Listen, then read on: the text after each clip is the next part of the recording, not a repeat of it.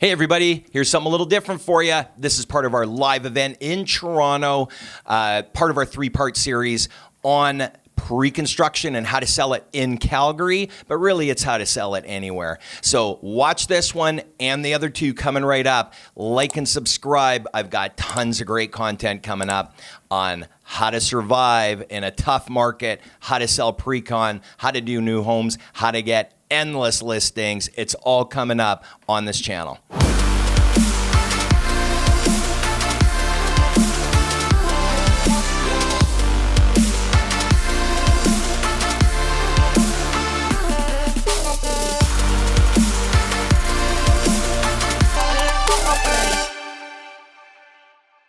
Just a couple of headlines out there. So high prices, bidding wars, and absolutely zero incentives for tenants in Calgary's rental market is making it a landlord's world. I don't know, that sounds pretty good to me. So that was in CBC, September 2021, 14% from July 2020 to July 2021.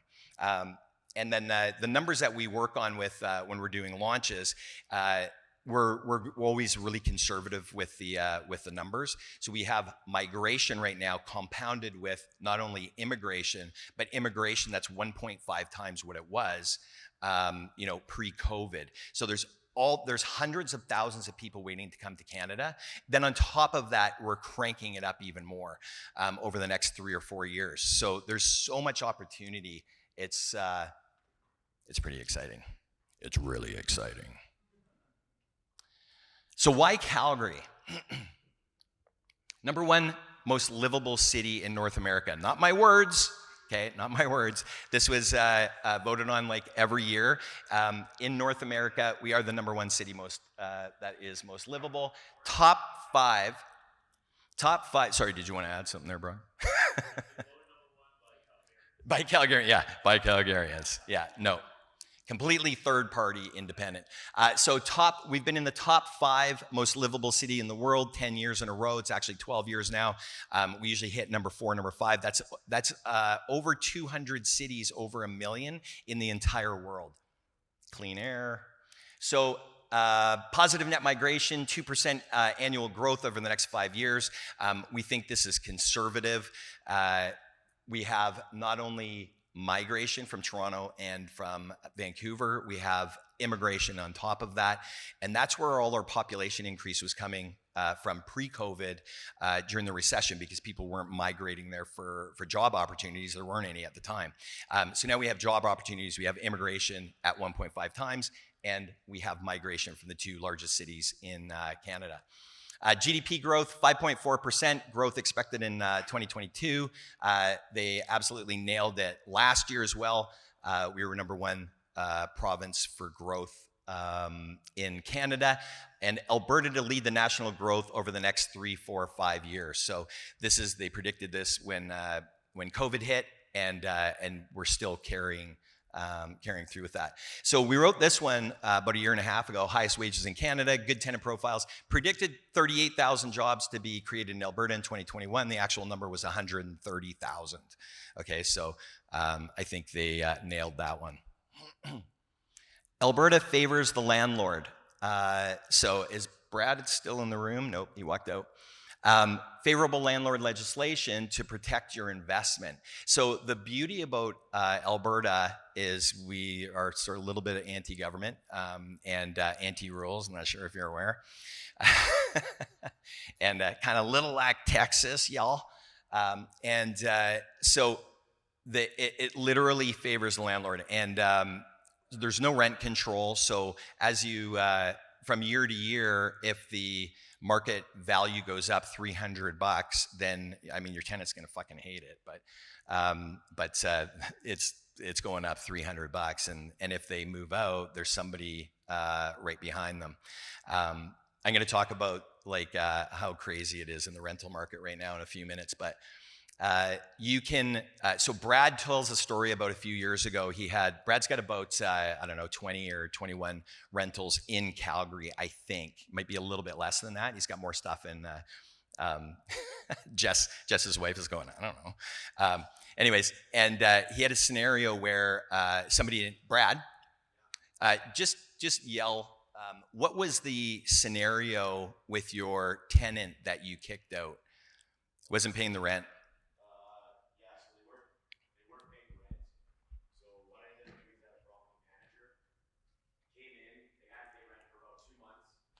I forget it's like a bailiff or something. Came in, literally grabbed all their stuff, was able to get in their house, grab all their belongings, put it in storage, and they owed me like $4,000. They weren't allowed to get their stuff out of storage until they paid me back. They actually didn't have enough money, so they actually auctioned off their motorcycle, which got like $8,000, which paid me off and the bailiff. It cost me nothing, and they had to leave. Alberta. All right. Okay. So, shitty for the tenant, but pay your fucking rent, like, honest to God. So I had a similar situation. I had somebody who didn't pay their rent for a couple of months. It's super rare, like, it just doesn't happen that often, and this was like 10 years ago. And I hired, I can't even remember who it was I hired. It was like $800. And they go to court for you, and within 5 days, I had an eviction notice on the door, and they had to leave. So it's pretty cool that way. You don't get you don't get destroyed by tenants taking over your place, and then there's you're handcuffed and you can't do by government regulations. So no rent. So increasing rental rates, we talked about that. Going forward, we believe the next 12 months are going to be 5 or 6% increase in rental rates. But everything that when we do our formulas and figure stuff out, it's just usually 3%. We just go conservative so that we underpromise and overdeliver. So no rent control, no limit on the amount a landlord can demand for leasing a home. So as long as you give them 3 months notice, year to year, you can put the rent up as much as you like or as much as the market will allow. Low vacancy rates. So I pumped this up a little bit because we had put this together about a year and a half ago. 48,000 purpose-built rental units in Calgary. It's the lowest in North America in cities over 1 million. So there was a 30-year period when no builders built any rentals whatsoever. So it's either brand new rentals or it's super old and they smell. So once in a while, if we do a launch, and you know how sometimes you do a launch and the prices are about 10 or 15% above the market, I've had people go, but those people are renting. Like, I just checked out some prices, and the rent over here is a little bit lower, and I'm like, yeah, because the building's 40 years old and it probably smells bad and it's full of asbestos, right? So there's literally nothing in between. And during the recession, there was cranes everywhere as builders were coming in from all over Canada, scrambling to try to catch up on the purpose-built rental market. So purpose-built rentals are getting a massive premium because they're getting bigger windows, they're getting nicer cabinets and quartz countertops, and it doesn't matter what you do to like an older unit, it's still going to be old, right? The building, the structure is still going to be old, and it's still going to have some smells in there. So, which is one of my pet peeves. There's no HST. Okay, there is GST. The GST is tacked onto the price, and they can mortgage it. So if it's a downtown building that we're I don't know why it's like this. It's just something that kind of happened. Downtown building is going to be price plus 5% GST. Usually when we launch in the suburbs, it's always GST included. Okay, but you just got to ask those questions. The one that we're launching this afternoon, GST is included, so the price is the price. It's going to mess you guys up. You're going to be like, this isn't real. Okay, so no land transfer taxes. Not kidding. There is, but it's like, I don't know. Aaron's going to talk about the formula later, and it's so minimal. It's like $150 or something. Am I right? 300. Oh, it's 300. Sorry, it went up. It's 300 now. Sorry. Okay, my speech is over. It's 300. So there's no development fees, there's no building levy. So you save thousands, obviously, on provincial and municipal taxes. So literally, your closing costs are, have we seen anything over $2,000? Not really, no. So when I say $2,000 to close, that's lawyer fees included. Sorry if I'm, Aaron's coming up in a minute to talk about it. I think I just Yeah, and I guess you have to give him a discount now. Sorry about that. You already do? Oh, she already does. Hey. Okay. Affordability. So obviously, the affordability is ridiculous, and because of the trend that we were on, during our downturn, which the pendulum swings too far, like it just swung too far for Toronto. It went up too fast. It's unsustainable.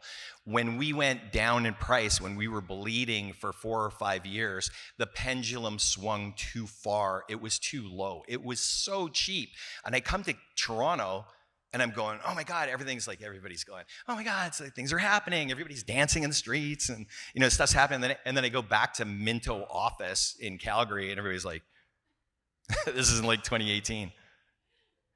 Nothing was happening. I'm like, oh my God, shit's gonna happen here. And we were right. Like there was no way it could hold back. It had to go up. And we, like I said, we are still 20 or 30% shy of where we really should be, and I bet you that's conservative. Over what period of time, I'm not sure. Maybe it's over the next 6 months, maybe it's over the next 2 years, but it's still growth. So affordability is insane. Most of the time, you're going to get positive cash flow. Does anybody know what that means here? You know what cash flow means, but I think there's usually a different word in front of it. What is it? Negative? Yeah. Okay.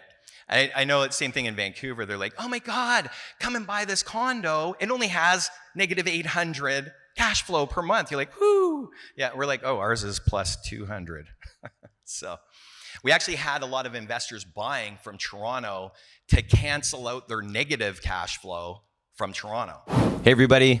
Don't forget to like and subscribe for more great content coming out 2 or 3 times a week. See you in the next video.